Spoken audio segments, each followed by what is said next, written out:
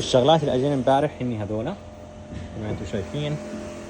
واجا هذا بسموه الهاردي بورد. طبعا هذا زي تكون صفيحة سمنت بورد بسموه.